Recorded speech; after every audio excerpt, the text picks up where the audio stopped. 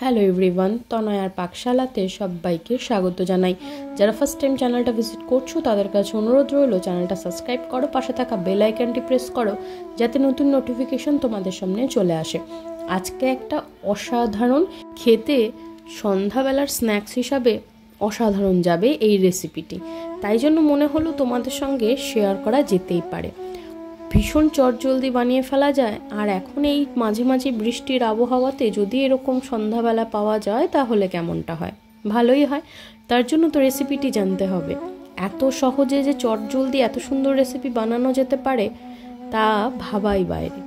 চলো এর জন্য কি কি করে বানাতে হবে সেটা দেখে নেওয়া যাক, আর তার সাথে দেখে নেওয়া যাক এই রেসিপিটির নামটা কি আছে। তাই আজকে এই সুন্দর একটা রেসিপির নাম আমরা রেখেছি আলু লাচ্ছা স্টাফড পকোড়া। এই আলু লাচ্ছা স্টাফ পকোড়া বানানোর জন্য কি কি লাগছে একবার দেখে নেওয়া যাক। লাগছে আমাদের এখানে কাঁচা আলু, যেগুলোকে খোসা ছাড়িয়ে ধুয়ে রাখা রইল। এবার একটা পাত্রে সামান্য একটু জল দিয়ে এখানে কিছু কড়াইশুঁটি আমরা একটু সিদ্ধ করে নেব। মোটামুটি 80% কুক হলেই চলবে। দেখো খুব ভালো মতন কিন্তু ফোম উঠে গিয়েছে এবং এটা খুব ভালো সিদ্ধও হয়ে গিয়েছে। এবার একটা স্টেনারে এই জলটা সম্পূর্ণ ফেলে দিয়ে আমাদেরকে একটা এরকম যে ঘষুনি বলি বা যেটাই তোমরা বলো না কেন, সেইটাকে দিয়ে কিন্তু এর যে বড় ফাঁকা দাঁতটা থাকে সেই দাঁত দিয়ে কিন্তু আলুগুলোকে এইভাবে একবার ভালো মতন কিন্তু আমাদের দেখো ছুলে নিতে হবে। এইখানে কিন্তু এই গ্রেটারের সাহায্যে যদি তোমরা ছোটটা দিয়ে করো তাহলে বড্ড বেশি লাচ্ছা তো বেরোবেই না, বরং এটা কিন্তু ভীষণ স্ম্যাশ হয়ে যাবে। এর জন্য এখানে এই বড় লাচ্ছাটা আনার জন্য আমাদের বড় দাঁতটার কিন্তু ইউজ করতে হবে। এবার এই জলের মধ্যে দিয়ে খুব ভালো মতন আমাদের 2-3 বার ধুতে হবে, যাতে কোনো রকম আলুর মধ্যে স্টার্চ না থাকে। 2-3 বার কিন্তু আমাদের খুব ভালো মতন এইভাবে একটু চটকে চটকে নিয়ে কিন্তু আমাদেরকে এই আলুটা ধুয়ে পরিষ্কার করে ফেলতে হবে।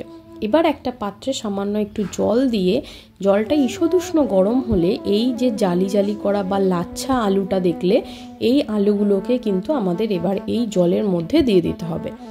দিয়ে কিন্তু একটুখানি ফুটিয়ে নিতে হবে, বলতে পারো 70% মতন কুক করতে হবে। দেখো সামান্য একটু নুন দিয়ে দেওয়া হলো, আর যেহেতু এটা লাচ্ছা হয়ে গিয়েছে আর প্রচণ্ড পাতলা, তাই এটাকে খুব বেশি ফোটানোর প্রয়োজন নেই।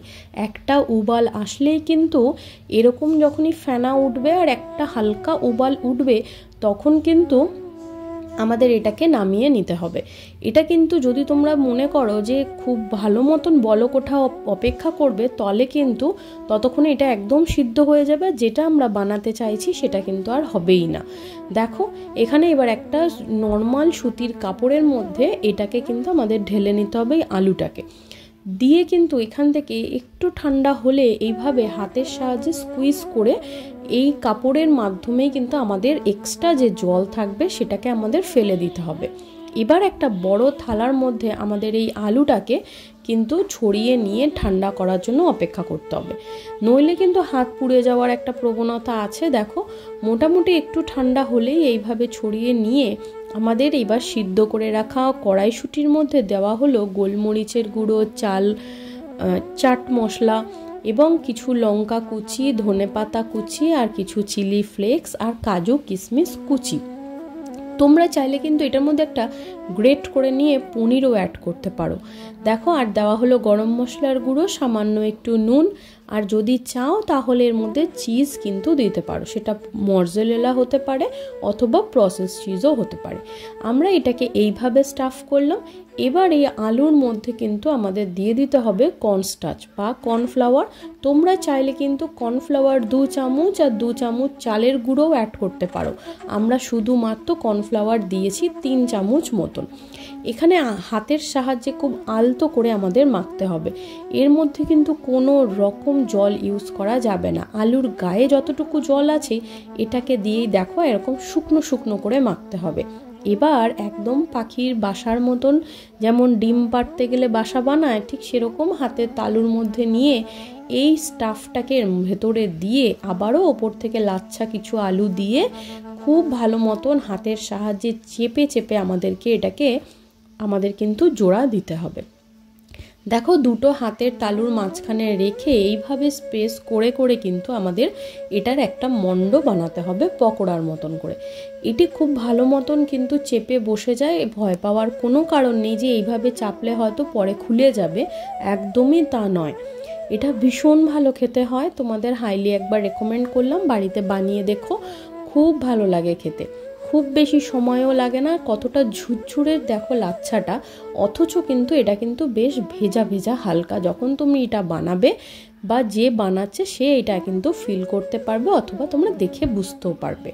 সেম প্রসেসে আবারও পাখির খাঁচার মতন বানিয়ে নিয়ে সেই বাসার মধ্যে ডিম পাড়ার মতন অনেকটা স্টাফিং দিয়ে আবারও ওপর থেকে কিছুটা লাচ্ছা দিয়ে এইভাবে চেপে চেপে আমাদেরকে কিন্তু এটা মুখ বন্ধ করতে হবে।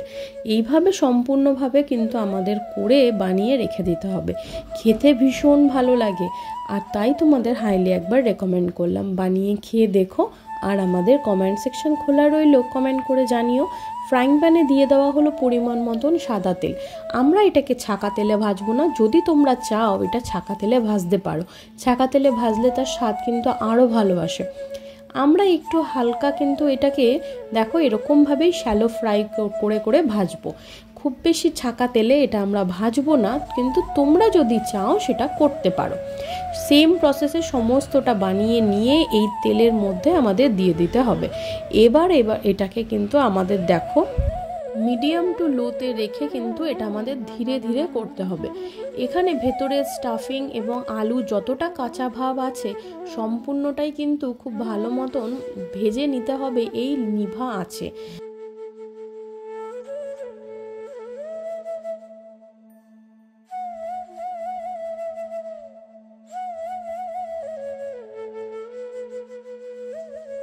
সম্পূর্ণগুলো কিন্তু দেখো খুব সুন্দর কিন্তু গোল্ডেন ব্রাউন করে এইভাবে এবার আমাদের মিডিয়াম টু একটু হাইতে রেখে এইভাবে গোল্ডেন ব্রাউন করে ভেজে নিতে হবে।